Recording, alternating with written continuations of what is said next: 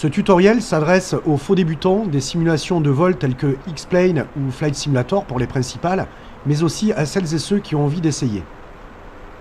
Je sais qu'il est difficile au début de naviguer sans se perdre. C'est pourquoi je vous propose aujourd'hui un process de décollage, navigation, approche et atterrissage qui se rapproche de la réalité et surtout facilement mémorisable.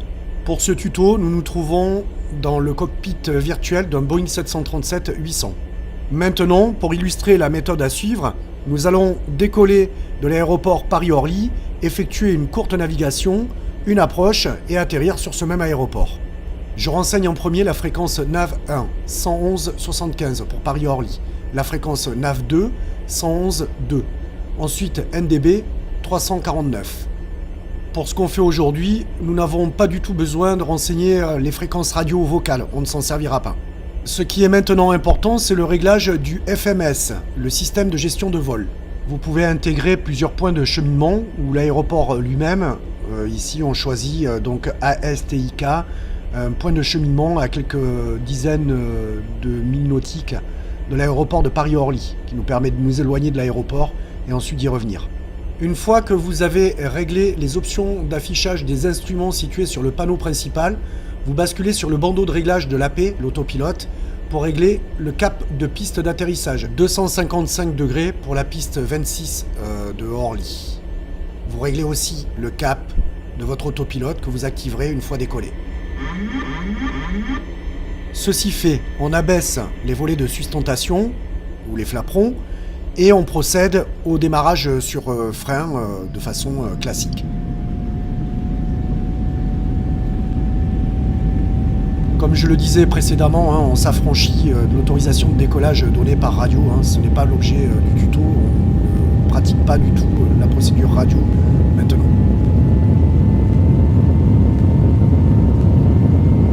Voilà, donc je surveille ma vitesse.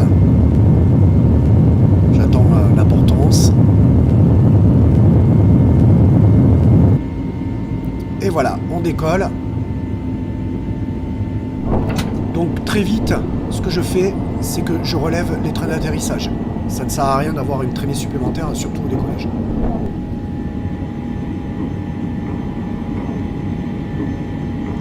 Voilà, donc je check tout, je regarde si tout est normal, donc les vérifications que vous faites habituellement.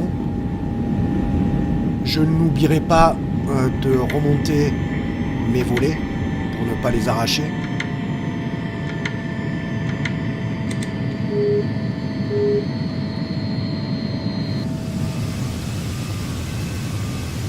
Voilà le décollage que nous venons de réaliser en vue extérieure.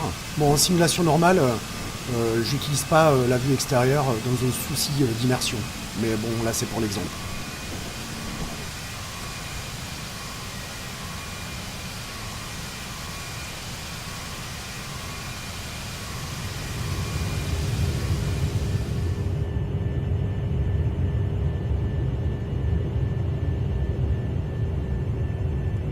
Voilà, une fois en altitude, bon, je répète, on ne se sert pas des fréquences radio ou vocales, on ne respecte pas les couloirs de vol, ni la phraséologie, enfin bon, on est vraiment là pour naviguer du point A au point B, quelles que soient les conditions de visibilité, sans se planter, sans se perdre, et donc c'est vraiment un tutoriel donc, de navigation.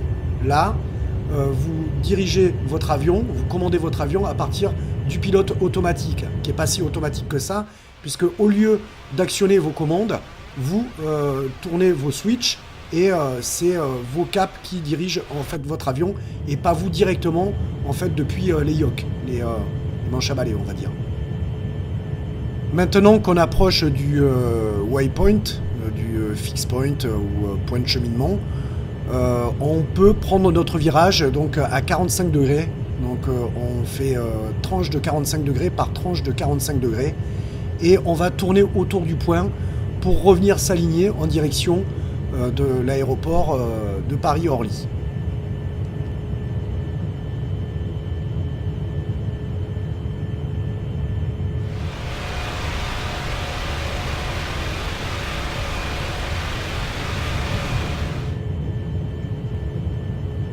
Voilà, donc je fais une succession de virages à 45 degrés jusqu'à me réaligner sur le cap de 255 degrés, la direction et l'orientation de ma piste 26 sur Paris-Orly.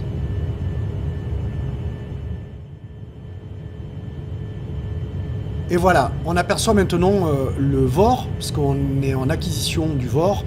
Donc on a l'aiguille droite qui est située sur l'afficheur de droite, qui lui-même est sur le panneau principal. Donc on a l'aiguille qui est légèrement décalée sur la droite. Il faut forcer l'aiguille à revenir sur la gauche en la rejoignant. Donc je prends un cap à droite pour forcer l'aiguille à revenir à gauche. Là, vous intégrez dans votre FMS le code ICAO de Paris-Orly, LFPO.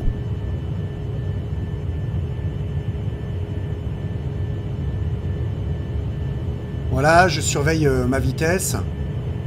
Au besoin, j'actionne mes aérofreins pour me stabiliser.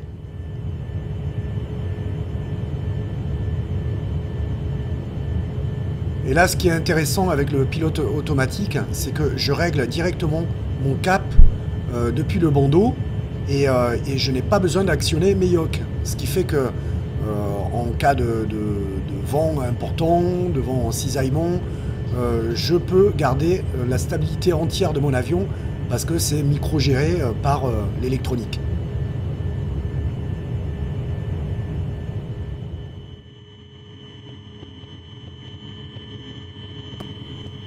Voilà, j'ai mon ILS qui s'affiche donc dans le panneau principal, donc à gauche. Et là, tout comme le VOR, mais en plus précis, je vais être calé sur la dérive, mais aussi au niveau de mon angle de descente. Donc je vais attendre que les deux petits points s'approchent des deux axes verticaux et horizontaux et je vais actionner le bouton APP du bandeau supérieur autopilote. Cette action aura pour effet de verrouiller mon angle de descente et mon cap lors de l'approche de la piste. Maintenant, je vais tendre à stabiliser ma vitesse à 170 nœuds en approche finale. Je vais sortir mes trains d'atterrissage et descendre mes volets. Idéalement, vous pouvez sortir les volets à 40 degrés pour Boeing et au cran max en ce qui concerne Airbus. Là, on entend le bruit des trims ainsi que celui des volets qui descendent cran par cran. Aussi, préventivement, j'ai programmé mes auto-breaks, donc les freins s'activeront dès le contact avec la piste.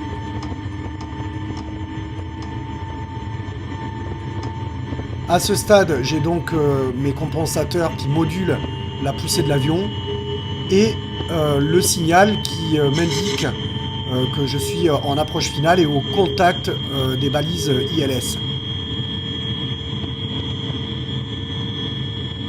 Donc l'intérêt de ce tuto, c'est de pouvoir répéter la même chose dans des conditions météo hostiles, de nuit, sans visibilité. Là, ce qu'on fait là, par temps clair, on pourrait très bien le faire sans aucune visibilité. C'est ça l'intérêt de cette procédure. Donc, on se prépare à l'atterrissage. Donc, je suis prêt à désarmer, à désactiver mon AP par le bouton Disengage. Voilà. Je n'oublie pas de désactiver en fait AT Arm, c'est le bloqueur de vitesse. Sinon, je serai embêté parce que là, il faut que je régule ma vitesse. Petit moment de flottement. Je flirte avec le seuil de décrochage. Je fais mon arrondi et contact. J'active la rétropropulsion donc sur un switch qui est directement sur mon joystick. J'accentue le freinage, même si j'ai un freinage automatique au contact, mais je remets une couche par-dessus. Je relâche tout et je désactive mes inverseurs de poussée. Et voici en vue extérieure. Alors, j'atterris toujours un petit peu rugueusement sur la piste, dans le sens où je plante un petit peu fort les trains sur le tarmac. C'est une bonne habitude à prendre lorsque vous atterrissez sur une piste trempée et ça vous évite l'aquaplaning. Vous creusez un sillon avec vos roues. Donc voilà, un exemple d'atterrissage précédent dans des conditions de faible visibilité, où on ne voit la piste qu'au dernier moment. Ou par exemple, ici, un atterrissage à Roissy de nuit. En utilisant toujours la même procédure, c'est ce qui vous permet de ne pas vous perdre, de trouver l'aéroport et surtout d'arriver dans le bon axe et vertical et horizontal.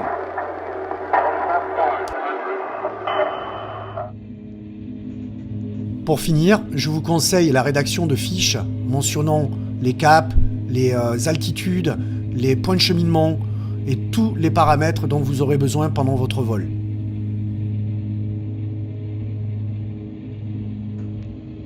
Voici en récap la liste des points clés nécessaires à votre procédure de navigation et que vous pourrez modifier, adapter, personnaliser.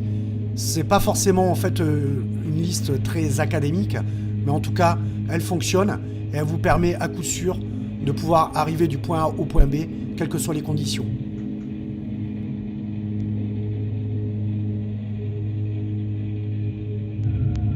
Bonne simulation à vous et bon vol.